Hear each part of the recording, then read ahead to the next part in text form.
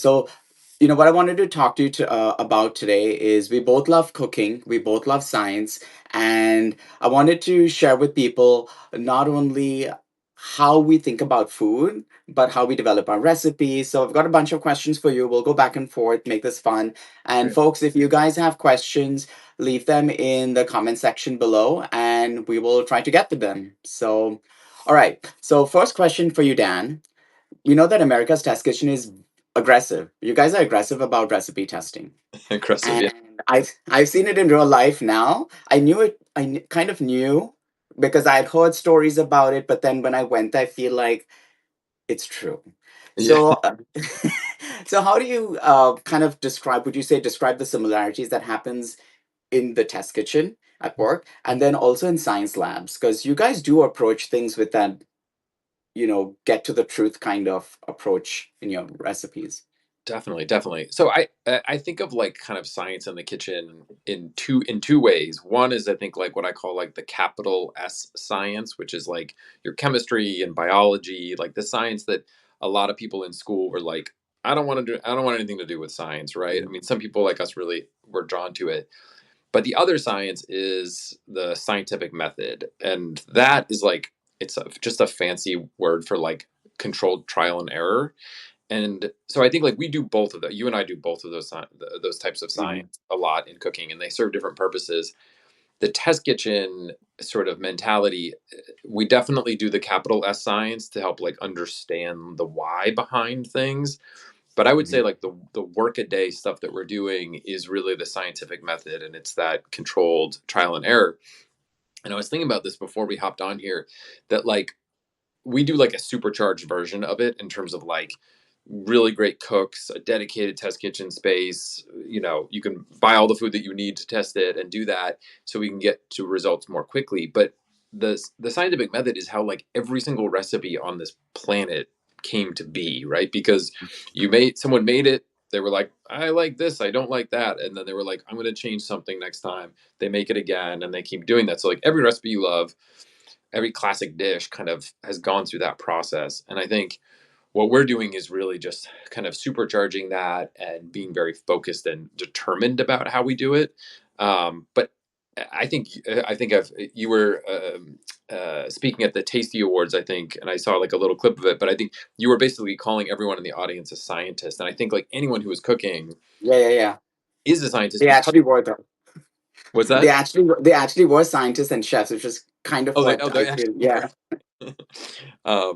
But yeah, I think so. I think like we all, if you're cooking and always looking for improvement, like you're sort of doing the thing, kind of all the time. But what we do at the test kitchen, and when you were with us, you really saw is we try to control as many variables as possible, and Mhm. that always leads to better science. Because if you want to Yeah. figure out like what the impact of going up on salt a little bit in this recipe does, Mm. that has to be the only thing that changes. And if other things are changing, you really can't Yeah. draw conclusions. And so we have, when we test equipment through our reviews program, we kind of crown a winner. And then you saw like the equipment area we have where we stock like 50 of that thing. And so every day when test cooks go in and grab the stuff that they need, they're working with the same equipment that they were yesterday. And then if they're doing like three braises, it's the same three Dutch ovens going into three ovens. Yeah. So I think that's where we like are really, really careful so that when we get results, we can say, actually, a quarter teaspoon of baking soda in this recipe actually made this difference to it. And then we can move on to the next thing. Yeah. I Yeah. want to give a quick shout out to my friend Hetty McKinnon, who said we look good today. Thank you, Hetty. Hetty's in London for an award, so wish her best of luck. Her book is up for the Andre Simon Award, so we hope she brings it back home. Yay. Good luck, Hetty. And thank you. That's very kind of you. Thanks for tuning in too. Definitely, one of the things I noticed at America's Test Kitchen is that everybody's testing recipes on the same equipment. It Yes. doesn't change, which is so important because even an appliance, for example, if you take a high-speed blender from one company versus another company, they both might be high-speed blenders, but the horsepower that's actually moving and grinding things is so different sometimes. If you're telling people to make a creamy, smooth emulsion with something or grind nuts, it can actually vary so much. So I think that's one of the things I realized when I walked into the test kitchen space. I was really impressed that everyone is forced in a way to stick to the same thing. So then all the variables, like you mentioned, aren't different. Otherwise, you really can't compare. It For becomes sure. impossible. Yeah. Um, Well, you know what's another interesting thing is we actually, I don't know if you saw this section in our equipment area. We have what we call a section for like abuse testing, and that's probably like a terrible term for it. But essentially, when we get to the end of our process, when we've used the exact right equipment all the time, we have like a section with those like Farberware, like really thin pots and pans. My mom still has them where like things scorch really easily, and we'll actually test our recipes finally on like not ideal equipment to see okay. if it sort of breaks or whatever, and that way that meaty head note at the top of a recipe, we can say like, you really want a heavy, a heavy bottom Dutch oven for this or whatever it is. Hmm. So we try to mimic a little bit of what is going to happen when you get it at home and you're not going to have, the exact same equipment. Hmm. Hmm. Yeah. I feel that's so important, kind of like thinking about it has to be inclusive, right? At the end of the day, what we're trying to do is make recipes more inclusive. So not only people from every with different income or budgets can also make these recipes in the kitchen, and we're trying to give them enough wiggle room to Oh, make it work. That's the exactly. whole point of this. Because also it costs money to make these things, and we don't want you to waste money and then get upset, because it is painful, waste of time and waste of money. Um, I think coming to this, like in science, like failure is often valuable as a success. In real Yeah. life, we're not taught this. Like in real life, if you fail, like my mom would tell me, I hope she's not on this live. I know she's on Substack, but I'm gonna get in trouble for saying this. But as a child, my mom would always tell me, "How come you're always second place or third place in school? Why aren't you never like in first?" And so, I mean, she's Indian, so I feel like that has kind of always hit me hard. So everything I approach now in life is like, oh my gosh, like I didn't win that award. I got nominated. Am I second best? So it stays with me. But that's kind of in Oh, science, it's the opposite, because in science, if you fail, you actually learn something. You're pushed to understanding why it failed. And I think for me, that's why science is kind of like my happy place, because with the failure, you're taught like if it's yes or no, right? Like a flow chart. right. Like Right. the onions didn't caramelize when I put vinegar in. What is the explanation? What do I find out from here? Is it like a dead end, or can I add something or change something to make it better? And I think in the test kitchen, when you've worked there for so many years. Have you had something that went terribly wrong and then led to like this cool eureka kind of moment? Definitely, definitely. But first, I have to pause, Nick, because the I want to like I want to get this thought out of your head that you are somehow like ever second best. You are in my mind. I mean, I am like such a huge fan, and I'm so glad that we get to work together. But the idea that like you like science because failure is good there and you fail a lot, I find hilarious. All of your followers will find hilarious because you are like the top of the game, and and so good. Don't tell me, tell my mother. I well, no, I will. And so Nick and I did a podcast that has not been released yet, a new ATK one that I'm really excited for you to hear. But we talked a little bit about your mom on it, and I said something at one point where you were like, I reminded you of your mom. I forget what it was, but anyway, I really think like you're top of the game across the board. But I hear you on failure being such an important part of science and discovery. We basically always say like, the job of a test cookie is like 99% failure and then 1% Mm. success at the end when you finally get there. And I agree, it is freeing. If you're cooking at home and you're making dinner and like something goes wrong and you're kind of bummed out, but like we build it into the process. So like if you get something that comes out really badly, you're like, whoa, and I want to like learn about this. One example that I was really eye opening for me and kind of leads into whole area of science in the kitchen is working with marinades on meat. And I was Oh, doing one and really started playing around. It had a lot of ginger in it, like a lot of raw ginger. And not a lot else in there, and I would go and I would cook the meat, and it was like I think it was like flat meat or like kind of a loose grained beef, okay. and I would cook it, and then but it would just like fall apart. Like it would almost like melt in the skillet when I was cooking it, like Mm-hmm. not just tender, but like beyond tender. Mm-hmm. And and it was so eye opening because I was like, all right, so what's going on with ginger? And it led me down this whole path to really understand it's and the enzymatic activity in ginger and how powerful it is in breaking proteins apart.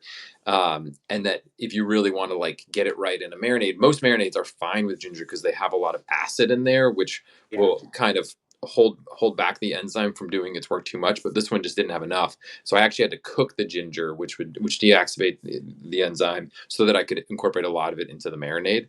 So that was like one failure that like I'm so glad it happened because I look at ginger in a very different way now. That's so interesting you bring that up because when you mentioned that, I was thinking to myself, oh gosh, in Indian marinades, we always use ginger and garlic together. Yeah. And you're right, like ginger has that enzyme which will curdle milk, but a lot of Indian meat marinades are yogurt based. And Yep. so it has a high concentration of lactic acid, which then keeps the enzyme inactive. So that makes sense. And this is something like, we've been talking about science and tradition a lot. I feel a lot of these things are so cool because our ancestors have been doing this for centuries. They didn't have the same tools, the molecular, cellular level research, which believe me, I really love all that. But they were able to do these things because of trial and error. And at the end of the day, that's what this is. So that's so cool. I've done stupid things like trying to make, so when I make tea at home, Indian style tea, I've done things and then I've learned the hard way that you don't boil the milk with the ginger because you Oh yeah, up with yogurt. Um, but yeah, you do it like at the end. So stuff like that I think is just so interesting. it is. I feel like- Wait, Nick, do you Yeah. know the Chinese dish that is like ginger milk curd? Yes. Yeah, yeah, yeah. That's very tender and Yeah, and so you basically are juicing ginger, and you put some of the juice in the bottom of a bowl, and then you heat your milk into a you got to get to the right temperature, and then you pour it from up high so it like churns in there. You let it mhm, sit for like 30 seconds, and it sets into like a shawan mushi level, like delicate mhm. curd. It's unbelievable. It's like this dramatic sort of science experiment that turns into like a lovely little dessert. Um, but I want to turn back to you, like in terms of failure in the kitchen that like really was eye opening to you, or Oh, impacted your recipe development. I mean, like not setting the smoke alarm. How not to set off the smoke alarm is the most important. Um, Definitely learning how to be. I would say, oh, I don't want to talk about baking soda because I talk about baking soda so much, so I want to ignore it for a while. Um, I think one of the revelations for me was understanding that one of the ways food writing is written is that because there's this tendency to oversimplify things, Hmm. we lose nuances. And this is something I learned when I was working on marinades, actually, for an art. When I was writing for Serious Eats, I had a column for them, and I was working on this article about. The original article was supposed to be about how meat retains water in a marinade. Yep. And usually people talk about sodium chloride, baking soda as agents. But one of the again, it comes back to like a lot of I wanted to look at a lot of cultures that were using yogurt because I remember back in the day articles were written about if you use any acidic marinades, the surface of the meat gets crumbly. Yep. I had never noticed that with any yogurt based marinade. And so for the question, I hadn't paid attention, but then I said, why is everyone on the West talking about this? But everyone in like in India, in the Middle East, it's not an issue. Like everyone's really happy. And having cooked those dishes for years, I've never had a problem. So I said, there has to be something that's different here. And then I realized the problem was, and God forbid me for, yeah, okay, don't strike me down, but like for saying, even I think even Harold McGee like generalizes acids in his book, Hmm. which to me is something odd because they're very chemically different, right? Like you've got citric acid, which is a tricarboxylic acid, which means it has three acidic groups. You've got lactic acid, which has again like a completely different structure. And then you've got vinegar, acetic acid, which just has one. So in terms of even their pH that they produce is so different. And then I realized another thing: evolution. I didn't think of evolution in cooking. And all mammals, or animals rather, the meat, they naturally produce lactic acid. So it would make sense that those cells. are able to deal with lactic acid. Yes. Yep. They don't synthesize vinegar. Vinegar is synthesized by bacteria and yeast.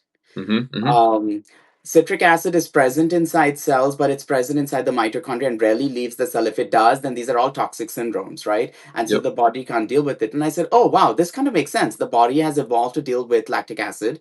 And so it makes sense that people in the Middle East and in India have been using yogurt and milk as a marinade for things, not milk, sorry, but fermented dairy, Yep. because it can handle it. And the other really interesting thing that I learned later was from the pork industry that all meat is usually pre-brined with phosphates, Yep.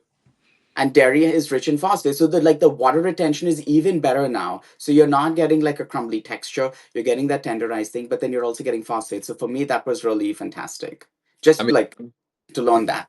I think, yeah, I remember reading that piece and being like, wow, like I thought it was brilliant. Like all these things you're tying together here, and this is where I think you are. Yeah, I don't know. You like the combination of all of the different like aspects of food and everything that you're into come together. Like your background in science is like so deep and rich, like much more than mine. That you're able to like draw more connections between these things.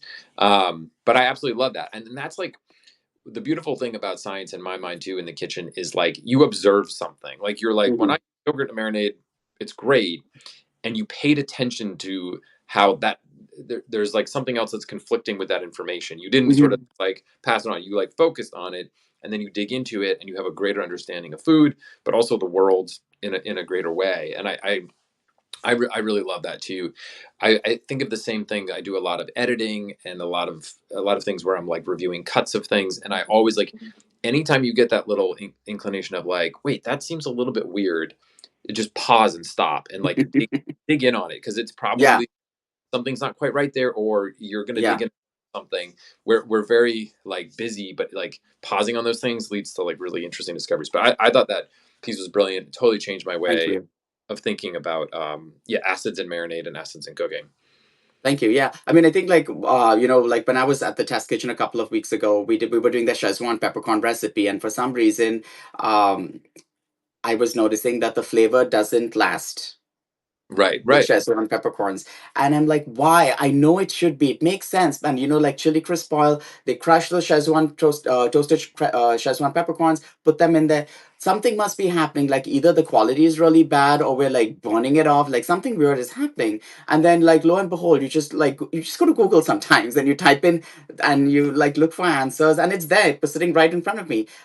Like low pH kills the chemical that causes the vibrations on your lip in Szechuan peppercorns. And so we were using lemon juice in the recipe, Yep, and it really decreases the life of that chemical. So just adding a little bit extra at the end yep, solves that problem. So I think like those are the kind of things where science just makes us create better recipes.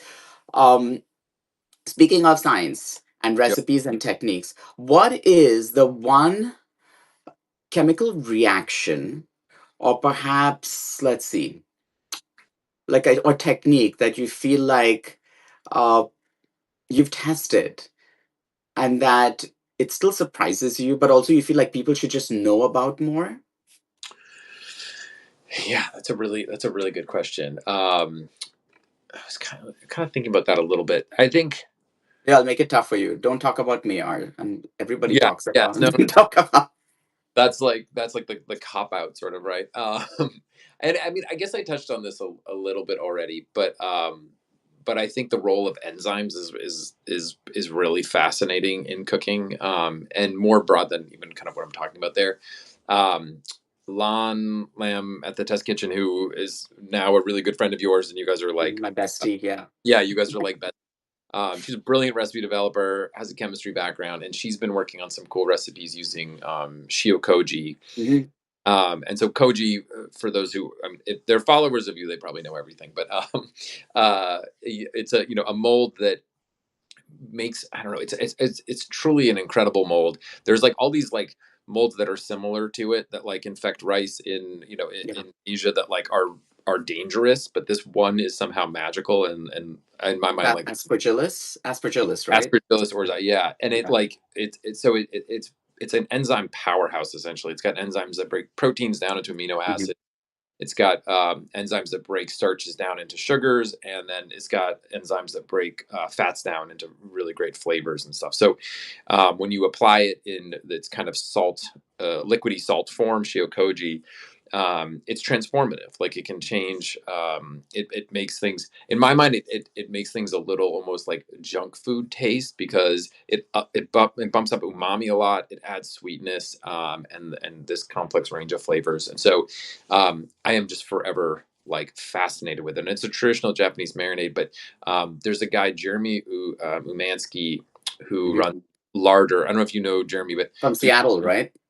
Is he he's in actually Seattle? he's actually in Cleveland. Oh, Cleveland. He's Oh, in Ohio. okay.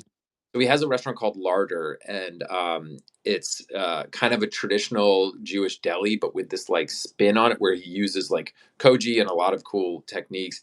But like it can fast cure meats, and he was actually growing like the mold directly on proteins with like a starch layer, just doing like next level stuff with it. But you can buy it or you can make it. We've got recipes on the test kitchen, and like the shiokoji, and just it's amazing in so many different things. So I think enzymes are like these sort of hidden change agents in your Mhm. food that are doing a lot of things, whether you're like slow cooking something, you're dry aging meat, Mhm. and they're just so powerful. Yeah, yeah. I think that, Totally. I mean, like you know, talking about enzymes, I feel like egg yolks, right, in baking. yeah, I feel like you know there's a reason why you don't need to scald milk anymore. Those days are gone. But definitely with egg yolks, I feel people forget sometimes that there's amylase inside, yes, and amylase is the enzyme that breaks down starch. It's naturally present. Also, amylase is present in flour too. But if you want a certain texture, you need to enact. You know, you need to like control for that. Cook the egg yolk to a certain temperature so it doesn't destroy what because it will affect texture in the cake or whatever you're making. that's Um, true. Yeah, like boiling a pastry cream, like really boiling it. mhm. Yeah, or pie fillings and stuff. Yeah, that's the enzymes are, yeah, they can help you or hurt you depending on what you're kind of going after. Uh, Yeah, yeah. Um, let me see here. we talked D about fermentation, which is I feel like right now that's like the hot science. Um, let's see, one of the techniques. I think. How do you feel about sous vide? How do I feel about sous vide? Um, you know, I think it's interesting. So one thing I love about sous vide is that I feel like it helps to sort of educate folks on the fact that time and temperature are really key elements of all cooking, and it sort of dispels the myth that like cooking in a moist environment is inherently going to make food really moist. You know, and so anyway, so I think it's really interesting in terms of like teaching people like if you go at a lower temperature for longer, you can get a similar result from cooking at a higher temperature for shorter. Um, but I think it's like it's one of the tools in the toolbox in my mind. Like it has great application for certain Mhm. things, but it's not like a silver bullet. I feel like when it finally trickled into like the home kitchen from the restaurant kitchen, it was like sous vide everything, right? Like it was like a fun Mhm. toy, and it is. It's fun and interesting. Yeah, But in terms of my own cooking, I feel like I use it more like surgically. Like I'm like, okay, this is a great application for it, but I probably won't use it, in X, Y, and Z. What about you? yeah. I use it for certain things, Yeah. not everything, like you said. Like I do feel, I think for a restaurant where you have to say prepare 100 steaks a day and you want to serve the customer the same texture, like it has to be medium rare. It's a phenomenal way to get those like results precise because that's what people are paying for, right? At Yes. home, it's a different thing. I definitely use it for if I have to do a cookbook shoot and I want my eggs. I love it for eggs. I Mm, think that is the best way in the world to make eggs. Nothing ever goes wrong. Even if there are instant pot lovers, yeah, I'm sorry, but I feel like the instant pot, you just misses because yeah. it just misses it slightly, and then it's just like the texture is wrong. With the sous vide, your eggs are always right. I do love it for things like if I'm making something really tender and delicate, and I don't have time to spend on it. I Yep. know I can control it with the sous vide and then use my, spend time focusing on the dishes that need more attention from me, if I'm Great. entertaining or cooking. So it's a good way because it's all on the phone. It's on an app. You just control it, walk away. Yep. Um, but I don't use it a lot. I use it, like you said, one thing though, it is a fantastic way to teach people to appreciate time and temperature in cooking and also understand the nuances. Yes. Yeah. Like how a degree can just flip the coin on you. And I think it becomes very evident with eggs. But for a lot of things, you don't really need it. Like you do not need to make sous vide stock, you do Right. not need to Right. make sous vide cooked beans, but there are things like eggs and steaks that will you will get better results. There's no like hiding it. It's totally true. When I what you talk about eggs is so interesting. I like have coined them like little edible thermometers because I feel like eggs Uh, tell you everything. We have yeah. we have this Amazon show called The Next Generation where it's a competition show for someone to like come and join the ATK family, and we did an egg episode, and it's like I could just look. People would put down a dish and I could just look at it and tell everything about it without even tasting it because small temperature changes Um, just like they show themselves and like so clearly with egg dishes. oh, that's Um, good to know. yeah, but yeah, I think they're really interesting, and I think like steak cookery and sous vide makes a lot of sense. Though I will say the like having moisture on the outside of a steak is frustrating. It takes so much energy to boil water and drive it off. So you've got to get that surface really dry, and that's why doing like a reverse sear in a low temperature Hmm. oven can get you a dry surface and very similar sort of even cooking inside that Absolutely. yeah, that I sort of tend to go in that direction, but, it's lovely for fish, I mean, for like a Oh yeah, seafood like because soup those proteins are so delicate. exactly, yeah, and you can get, like I mean, salmons, you can get such interesting textures and stuff like that, that I really love it, yeah, yeah, Yeah. um Uh, let's talk about myths in cooking because we have a lot of myths in cooking. I call them the myths and mysteries of Uh-huh, cooking, and I feel if I ever I think that could entirely be a cookbook on its own or a book on its own. complete Um, what is one cooking myth that you wish more people would understand from a science perspective? so, this is one that, it doesn't have like the broadest application, but I feel like it comes up all the time. Whenever we're doing a recipe that includes alcohol, I get this question a ton. And in the comments, people are answering for other people. And so the question is like, if you add alcohol to a dish and you cook the dish, Hmm. is the alcohol gone? And I think people Yeah, are interested for lots of reasons, whether they're, you know, they don't drink alcohol or they're serving it to kids. There's like really good reasons to understand sure. is it in there or not. But I think there's like a you know an old school just understanding that like it cooks off, and because alcohol technically boils at a lower temperature than water, and Hmm. so if you're doing this, and so the fact of the matter is it's very complicated, and it's Yeah. not a yes or no answer. But the one thing, like if you add alcohol to it, so it matters how much you add to begin with. It also matters the cook time, and it matters what else is in the dish there Hmm. because it can get absorbed into things. Hmm. If you're doing like a sauce, like a pan sauce or something like that, the only way to guarantee that it's all actually gone is to cook it until it's essentially dry, that you've driven off everything. But we did a lot of testing in the test kitchen, and there's Harold McGee has done this stuff, and some other folks have as well. And if you're not cooking something for like multiple hours, you're still going to retain a fair amount of Hmm. alcohol in there.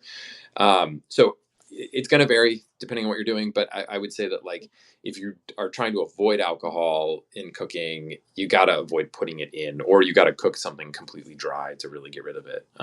So yeah, that's one I think is just like a helpful thing to dispel Yeah, that yeah, yeah. it's not gone. I think like if I was reading a paper on, I had a friend who was pregnant, I think 2 years ago, maybe 2 or 3 years ago, and she's paranoid about a lot of things, like health wise. Yep. And alcohol was one, understandably so, because she was pregnant, and vanilla came up. Vanilla extracts having alcohol. So I said, why don't you use the ones that have, I think, polyethylene glycol? I can't remember what it is. It's some kind of gel. Or just use like a fresh vanilla bean. I told her if you have Yep. to. Um, but then I decided just to go down the rabbit hole for her and find out what foods actually contain alcohol in a. And it's not surprising. Most of them are fermented foods. Almost all fermented foods like bread, um, kimchi. These things miso. They all contain certain percentages of alcohol. Yep. It's just like how much are you consuming in order for it to have an effect on the body. And I think also sometimes just because it's there, it may not. Also, I think that that perspective needs to be there. Yeah, that makes a lot Um, of sense. But what about for you? What's a myth that you are fascinated by or that you really think should go away? it's the topic I told you not to bring up earlier, and it drives me nuts. I hate this is like I hate when chefs say, "Oh my gosh, the Maillard reaction." So this is my thing with it. I have never understood why everyone just throws it out because maybe because it's French and it sounds so cool. Maybe that's why everyone says it. But to me, who's walking into a lab, if I'm walking into a lab and if a student told me, "Hey, it's the Maillard reaction," I would ask you directly, did you think about caramelization? And if you did, and if you thought about it, why didn't you mention that to me? That's how my PhD mentors would have asked me this question. And Uh-huh. so when I saw everyone talking about it in cooking, it gave me a lot of stress. Like inside, because you don't want to correct people. Also, can't spend your time correcting people all the time. Sure. It's not worth it. So I said, let me just go and see if anybody has actually asked this question and published research on it. And lo and behold, someone actually did. And they have these beautiful experiments, really simple. And I think sometimes the simplest experiments answer the best questions. They take simple solutions of sugar like sucrose, fructose, and glucose, which are three common sugars we use in cooking, and they heat them. Then they take the same solutions and then they heat them with an amino acid. And one of the most common amino acids that enters into the actually, before caramelization, I should say caramelization is the reactions that occur on heating sugars. Hmm. And the Maillard reaction is a reaction that occurs between sugars and certain types of sugars called reducing sugars and amino acids in proteins. And lysine is the one amino acid that commonly enters into these reactions. And so what they did was they took these sugar solutions and then they started mixing lysine into them and heating them to see what was happening. And lo and behold, they found out that it is not the Maillard reaction that actually starts to take place. It's the caramelization reaction to takes place, and the caramelization reaction actually can block the Yep. Maillard reaction from taking place because it's utilizing what's needed. And I think that's why when I write now, I'm more conscious of saying that if it's not a pure sugar solution, like if I'm burning sugar to make caramel and I'm not adding heavy cream, I'll Hmm. say it's caramelization because there is no amino acid or protein involved. If Right. I'm adding heavy cream to it, I'm introducing proteins. Then I'll say, yes, it's a combination of both. But without actually estimating and telling me these are the byproducts of both of those reactions, how can you say that it's only Maillard, right? And I think it's just because chefs are so inclined not to think about that question. Has it actually been measured? Right. Right. So You know, it's how do we, it's for me it makes me that's I've always been I had a professor in school. She was a nightmare. Like I cried in the lab. Every PhD student cried in her lab. I felt like it was just like one of the things we went through. And but she was actually a woman that I think set the foundations for me. She always told me, Nick, in science it's not about belief, it's not a religion. It's about getting closer to the truth. You'll never get to the truth. So if I ever see you write again the word belief in your paper, I will give you an F grade. wow. That's impact. And she said also, the other thing you need to remember is that if I tell you something, go back to a textbook or published paper to find out if I say that is true. So the questioning thing is so important. Even Yeah. what I tell people, like, don't take it on face value. I'll always list references in my books, but I think that's for me, that's like it's a pet peeve, but also something I wish it's a myth to me that let's talk about this and keep an open mind. Yeah, I love that. That's much more nuanced. You know, I think some of it probably stems from when you like learn something. I'm trying to think of another example. When you learn something that like people would always say like caramelizing a steak if you go back like 30 years or something like that, and it's like actually it's not caramelizing, it's like Maillard reaction, that like there's like, oh, an education.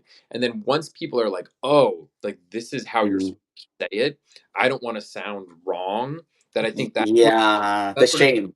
can take over, and it's like, I don't want to be in that group. I'm in this group. But like Yeah, yeah, yeah. what you're introducing is just like it's so much more nuanced than that. It's hard to actually know it. And I'm definitely guilty of what you're talking about, of that sort of generalization I think of, we do shame though. I think in the food world we definitely shame. We shame our people on ingredients for using canned food, oh yeah, frozen. Also, this whole concept of what's pure and like clean eating. So yeah. like all of these things really bother me. And then you're right. Like and even in like when people, we need people to feel comfortable and not make them uncomfortable in the kitchen. And I try to do that as much as I can and just tell people, hey, it's okay to, like we say, make fail, make mistakes. Again, it comes back to that. It's fine. This isn't like a test. I Um, I agree, and I also think like we were talking so much about like science in different forms, but like the end of the day, like the reason we dive so much into it is to make like really foolproof recipes, but also to just help explain the why in cooking. Like I feel like that is the mhm. actual distillation of it, is to explain why you're doing X or Y, and if we get to the bottom of it, like, oh, you don't have to do that, that saves you time. Or if you understand, like, how an egg cooks, like, you don't need your recipe the next time. And a lot of Yeah. that, like, the why can be really really helpful there. So we're always in pursuit, like, we can geek out on things, but we're always in pursuit of that sort of, Mhm. just that deeper understanding of, like, I mean, we make recipes, we love recipes, but like getting someone off recipe at some point is like, that's honestly like the ultimate goal, is like, you now can just cook, and I Yeah. think And yeah, helpful there. like, this is something that's so important that you're saying, because even when people are reading a cookbook, don't expect the recipe to have those exact, except for temperature, maybe, but Yep. don't go with time. Time is actually the worst thing to like fall back on often. Fuchsia Dunlop is a cookbook author who I think she's one of the only cookbook authors in this day and age that I've noticed. All her books never state cooking time. Oh, that's, yeah. She doesn't have time in there. You're Sh- right. she never states the cooking time. She'll focus on teaching you how to pay attention to aromas and flavors and but never that. And I think that's so important because that's how, my next question to you was about developing instincts in the kitchen. And I think that's what like good teachers try to train people. So I feel like sometimes we're giving temperature time, but we're also telling people, hey, pay attention to texture, aroma, all those like cues, endpoint cues. Oh, totally, totally. When I think, I'm gonna move with this because my charger's not working, so I'm gonna grab another one. So everyone will get Okay. nice toward my This is apartment at the same time. But so I think, in terms of instincts and understanding, like, I think your greater senses and using all senses is one of the most important ones. I'll just show my cats real quick too, because I know oh we're both cat people. I think like smell is a sense that I use in cooking so much, and I get to that point of like, don't ignore when something is striking you. And I think yeah. if you ignore something that you smell, it's usually something's going to go wrong. Like something is burning, something like oil is getting too hot in your skillet.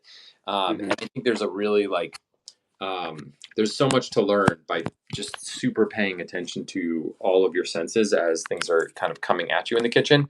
And and that's like the next level. And I love that, like, yeah, Fuchsia is just giving you all of those cues. We're so focused on cues in the test kitchen in general, where it's like, um, the time is to tell you, like, is your stove sort of calibrated like ours? That's all just to keep you in the right world Yeah. we're talking about. But what you're going for is like, it's going to be golden brown, it's going to smell like this. And like, that is using kind of your full human capabilities, I guess, in the kitchen, Mhm. and not just rule following. Yeah, and I think it comes back to like we're talking about tradition earlier, like grandmothers and like families and people have been cooking without detailed instructions. Um, they've all been honing their instincts for so long. Yes. They don't need to. That's why, when like people say, oh, my grandmother just adds a pinch of this or a pinch of that without really measuring, that's because they've honed their instincts. They've learned to understand. And I think a good recipe for me is the one that teaches me how to know, like you said, golden brown for a cake or anything that you're roasting in an oven. Maybe the cake needs to spring back when I press it. Yep. Or when I'm frying spices, I wait for a few seconds till the aroma comes and then I just move it to the next step because they burn so fast. But those are things you can apply to other recipes. You can take it out of the recipe you learn that cue from, move it to something that you're doing at home. And I think that will make you a very powerful cook. Yeah, I totally agree with that. And I think when, like, that you do this, and like our very best cookbook authors and recipe developers do this, is how you translate that to the written word or to a video or whatever. Because like if we were all to just watch you cook, like we could observe all these different things that you're doing, like in just instinctually you're moving this off and you're smelling and you're hearing and doing all that. But when you can distill that into like the written word so that someone else can take that, like I think that's the, there's a million recipes out there, but like they don't all translate that in the way that Yeah. that we're able to. Yeah. Absolutely, yeah. So we're talking about science and cooking today, guys. And so one of the questions I feel like I have to ask, since we have Dan Souza with us, what is the one kitchen gadget or a tool that you feel like it belongs in a science lab? That it belongs in a science lab. Hmm. That's a really interesting question. Um, there's probably a number here, but and honestly, like you spent a lot more time in real science labs than I have, but I think like this may sound a little bit weird, but like a mortar and pestle, I think, Uh-huh. and that probably is in a Yeah. lot of most of the stuff is probably in science labs, but I think it's such a like incredibly valuable tool, whether you're like you need to form an emulsion and you're making like alioli or something like that, or needing to break things down into a really fine powder that it has just like a huge range of abilities. And it's also it's something that you can like see when you're working with it and doing with it. Like Mhm. there's something manual about it that can actually be really helpful in controlling things versus machines that can go too fast and do a lot of stuff like that. But I feel like it's in my mind, it's more like what's in the lab that we should like pull that we should pull into the kitchen, because I think a lot of times the kitchen has benefited from things coming from elsewhere. My dad Yeah. is my dad is a big woodworker. He has this amazing workshop in the basement, the house I grew up in, and he always likes to tease that like all the best stuff in the kitchen like came from the workshop. Like the microplane, the Rasp style grater is like a wood file that like Huh. he has tons of them in there, and he's like, "You guys just stole that for your Parmesan cheese." Um, but I think like anytime you go into someone's home and they have something that's like, "Oh, I wouldn't have expected that from the kitchen." Like I think I have a Japanese paint scraper that I use for smash burgers. It's like almost Okay. a razor edge, and so you can get underneath the patty when it's stuck really well and flip it over. Okay. So yeah, I guess I'm a little more interested in going in that direction. But what about you? You've spent a lot more time in science labs. One of the things actually, two things I would really love. Um, One would be a magnetic stir plate with heating capabilities. We used to use that all the time in the lab because you have to make solutions and you have to make sure everything is dissolved. And you get these cute little magnetic stir bars of different sizes that come in a little case. Yeah. Um, and then you would put it in, put your beaker, put your water, and then if you had to adjust the temperature, you could do that. Yep. And just turn it on and walk away and come back. And then the other thing I would love is a centrifuge.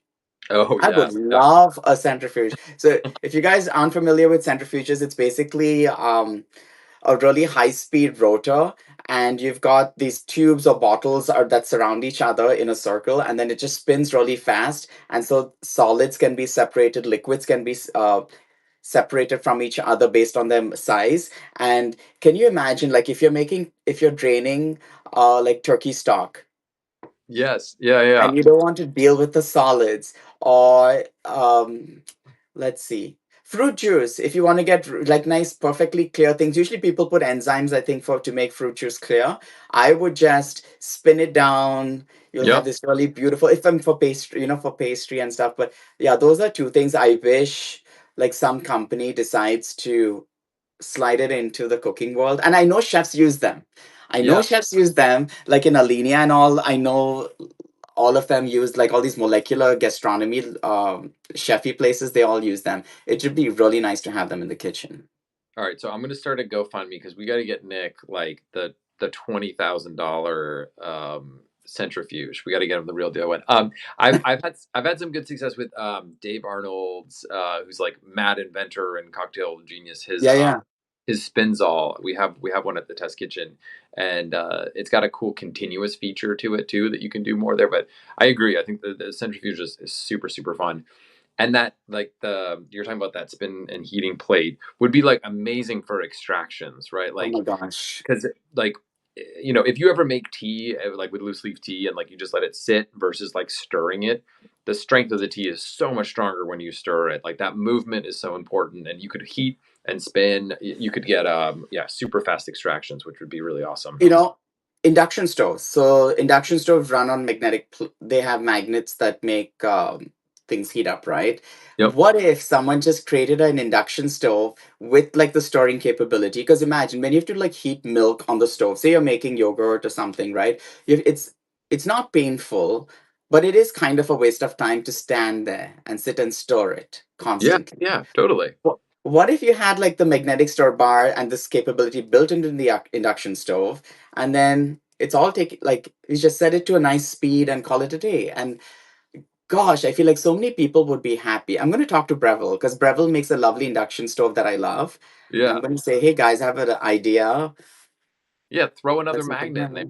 and get Yeah. it done. I agree. That would be awesome. I mean, you could even like maybe it has like you could do like risotto that way too. Like Oh gosh, yeah. all these high stir making polenta, all the high stir dishes. Yeah, grits and all this stuff. Yeah, it's a nightmare. I'm doing that for my book right now. That's why I've been thinking about it a lot. We've got grits. We've got. I know Melissa, my recipe tester's in here, so Lisa and I may or may not have complained about this, but grits. We've got um, milk and all this stuff that risotto and arborio and all these things that are just like, oh, I stop. know. I know. I feel like you and I should just start inventing stuff. A side hustle. Yeah, we're just doing a little side hustle, inventing stuff. Um, yeah, that's really awesome. Oh, Well, I guess. Nick, I wanna mention one or talk about one thing here is that, and I think most of your subscribers probably know that you've joined on with ATK as Yeah. part of this residency. I'm like so thrilled about it.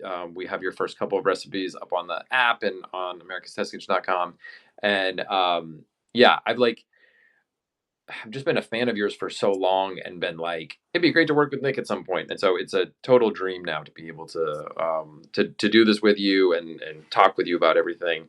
One of your I was actually going to ask you about one of your first recipes because there's like some real problem solving that went into it. So we talked about the pasta with the Sichuan peppercorns, but your tandoori salmon recipe is really interesting. And I know you don't want to talk about baking soda, but I wonder if you would indulge us with a little bit about Oh how. gosh. So I have to say, like when I first came to America, which is now 22 years ago, I we had these really long experience because working in a molecular biology lab, like we worked with a lot of enzymes, and my job was I used to cut the DNA from my research project was herpes simplex. I was studying STDs, if that makes it exciting for people. But I was looking at Very exciting. all the herpes viruses family actually, and one of my goal was designing vaccines. And so you're usually just cutting up DNA from the virus and then integrating it into like other DNA molecules to transfer into cells to see how they worked.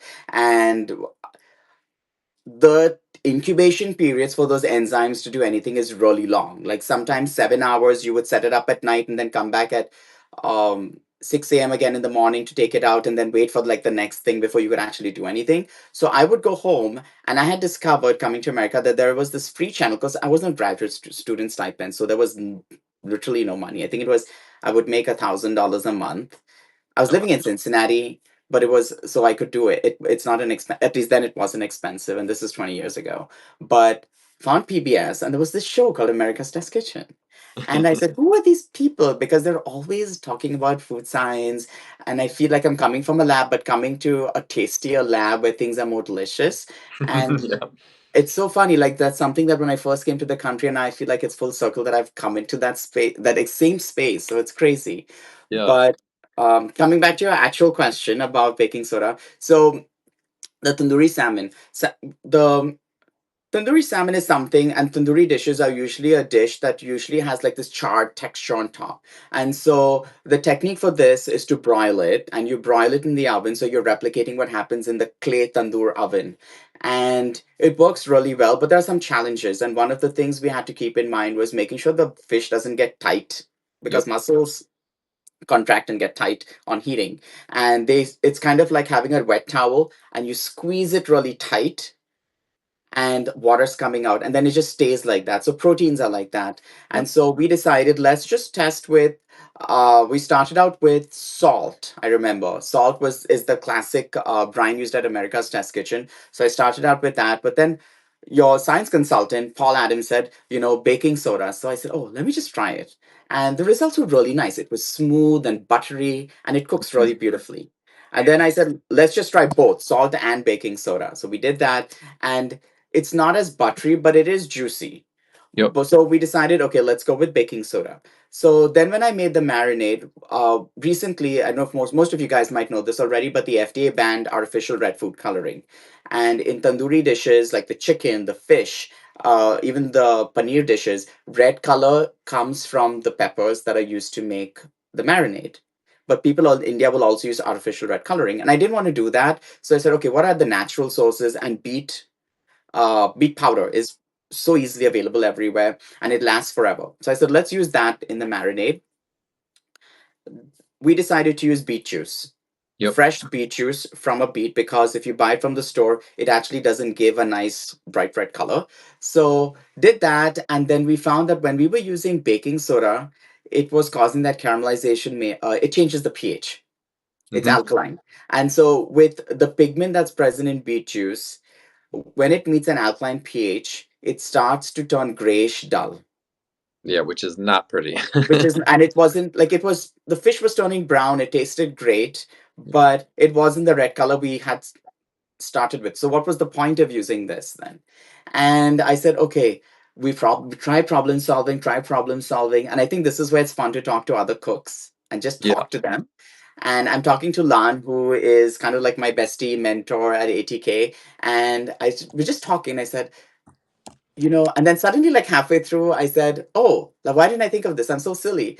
I said, why not just neutralize the baking soda on the surface? Let's just splash the whole fish, brush it with lemon juice, put the marinade on, and then put it in. And mind you, we were rinsing. We were rinsing the fish after brining, Yep. and it was still, there were traces on the surface, so the color wasn't coming through. But just that simple step, lemon juice neutralizes whatever baking soda is bound on the fish. You're getting that juiciness, and the color was there. And I said, wow, this is like two things about like science in here, from brining to like maintaining the color. And the recipe works. And it's a 7 minute, um, the brine is 15 minutes at room temperature. And then the actual cooking in the oven is 7 minutes. And I said, wow, this is just practical. I know. I love it. I love it. And the end result, like, you could just make it and be like, it's delicious. Like, it's just such a great recipe. But there's so much. Yeah.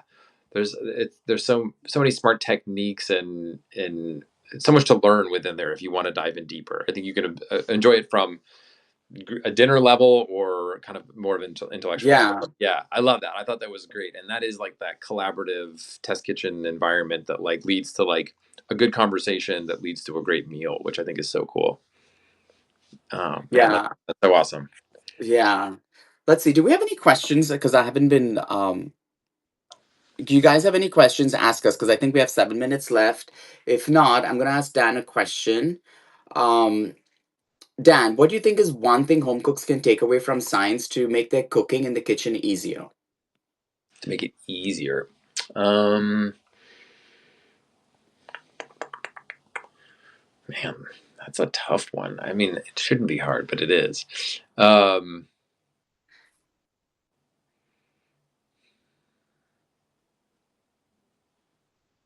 Oh, here we got one. So we've sort of like tried this technique, and then we use it all over the place. That we call it kind of cold searing or cold start cooking, Uh huh. um, and it's a really interesting technique. It kind of flies in the face of everything I learned in like culinary school, where it's like for everything, if you're going to cook and want like good browning and fast cooking, is to heat a skillet with oil until it's ripping hot, and then throw something in there, and that is good in a lot of ways. Like, you get rapid browning, but you also get like one of the messiest situations in your kitchen. You get splatter everywhere. You get smoke. You set off your smoke alarm. I'm in an apartment that doesn't have a hood, so you get Okay. lots of problems. And so the cold searing technique is almost like the way that we roast things, where we like put things on a pan with oil, and then so it's room temperature, and then slide it into a warmer environment. It's sort of like that. So we have a seared steak technique where you take a nonstick pan, and you take your steak with no fat at all, and you just put it in the nonstick pan at room temperature, put it over the heat, and then you're flipping it pretty constantly, like every 1 to 2 minutes, while it's over medium heat, and it slowly brings the interior of the temperature up to like medium rare, and you sort of build browning on the outside the way like you'd put layers of paint on a house, so it Okay. gradually builds. And we do it for so many things now. It's like kind of this cold start technique. It's great for salmon. It's great for pork chops, and it's like you get great results really quickly. That flipping actually speeds up cooking a lot without the mess and without the splatter. You can do the steak and like there's a one wisp of smoke, and it's like the easiest, cleanest thing. So I think that's like understanding like heat transfer, and how splattering happens. Like it's all science Mhm. and how like browning works, uh, to really just make cooking so much easier. And Lon, we've been talking about like all the different test cooks on Cooks Illustrated. We just were like, let's try it for this, let's try it for this, and it works for a remarkable number of proteins and produce as well. I think you guys also did something with French fries, right? Like a cold start French fry recipe. Yes, yes, and that is Joël Robuchon, the the incredible French Yeah. chef. He did that technique, and we were really interested. And this was many years ago. We started playing with the method, and yeah, it's interesting. Like the French double fry technique, which the lower temperature, which cooks the potatoes through, but more importantly, sort of creates this sticky gel exterior on the Yeah. outside. That then when you fry that, it gets really porous and crispy. The cold start, you put potatoes in room temperature oil, then bring it up, and it sort of goes through that same process. It's not quite as good as double frying, but it's like so easy. It's one single fry, and you get great results there too. And it's interesting because you'd think that they would absorb so much oil, but the only reason they absorb oil is when you drive off water and you create air pockets that oil can go into. Like just sitting in cooler oil, Yeah. the oil's not going in. Oil and water don't want to mix in that way. Yeah, and you can actually like I know a lot of people don't like deep frying because it's mess. I think because it's messy more than anything. Yes. But you could always also, if like the amount of oil is scaring you, you could always actually just measure it out. Measure how Yeah. much oil you used before, and then see how much oil was actually like left behind after you deep fry. Yeah. And the results will actually surprise a lot of people sometimes because you're draining it also out afterwards and stuff. So yeah, I mean that's a fascinating technique. The cold start has so many practical applications. It All right. really does. Yeah. One question I had for you. So I know you guys do not have this, but if you did, if you had a mad scientist cooking lab, what would be the one experiment you would run in the room to do? Wait. So, what's a mad scientist experiment lab compared to what we have at the test kitchen? What kind of capabilities do Um, we have? I mean, I feel it's very structured in the test kitchen. It's not it's organized chaos in the, but what if you had like this room where you could just go wild, you could burn things and um kind of like when you did that video with your then intern Phil, and you had him pour he poured something on his head. Joe. Yeah. So Joe. Joe's, yeah, he's an amazing test cook on our cookbook team, and but he's game for like any kind of fun stuff. So we had Joe run on a huge tub, like 400 gallons of like oobleck of like cornstarch mixture, uh, Uh-huh. and I've also done, this was kind of a mad scientist thing where you know the movie Uncle Buck from like the Yeah.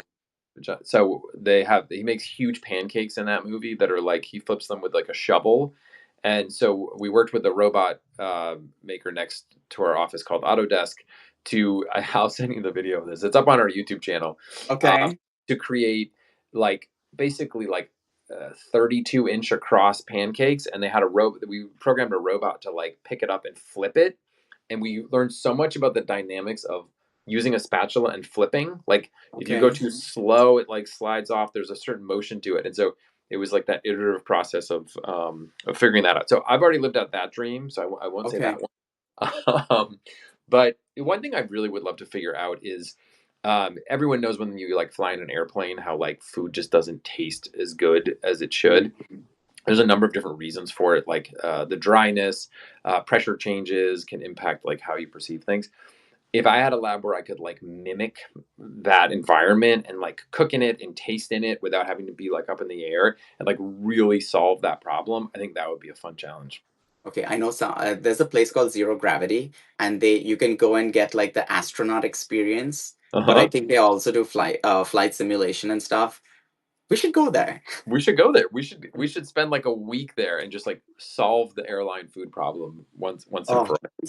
it's so good. I'd love like if this would ever happen, I would love to set up something where I could study the architecture of natural materials like Uh-huh. plants and vegetables and see how we could make edible polymers not only for food but also for clothing.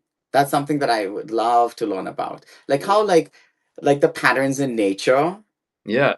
like even like beehives, like it's so strong on its own, like a spider web, or like an apple is actually just a lot of liquid more than Mm. anything Yeah. held in that parenchyma. Like how do we recreate that to solve some of like the problems in food? I don't know, that's like something that's always on my mind. I'm Wow. fascinated by biological architecture, but I'm not an architect by any means, so yeah, but it's like Wow. it's the fantasy in my head.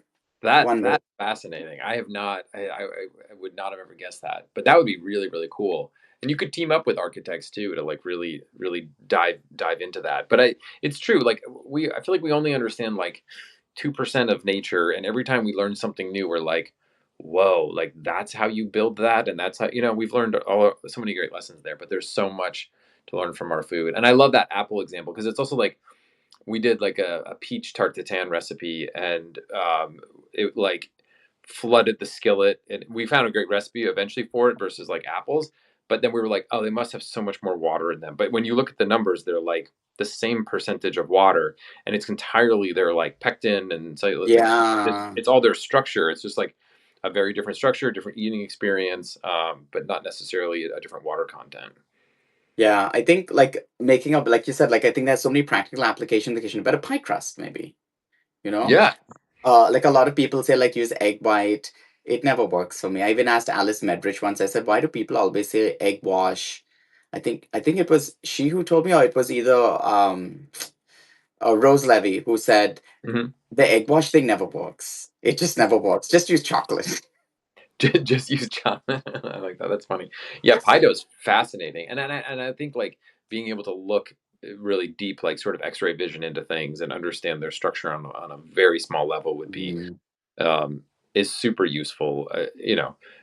There's scientists out that are doing it, but obviously, like we could go at it from a deliciousness uh, Yeah, angle. You know what I mean?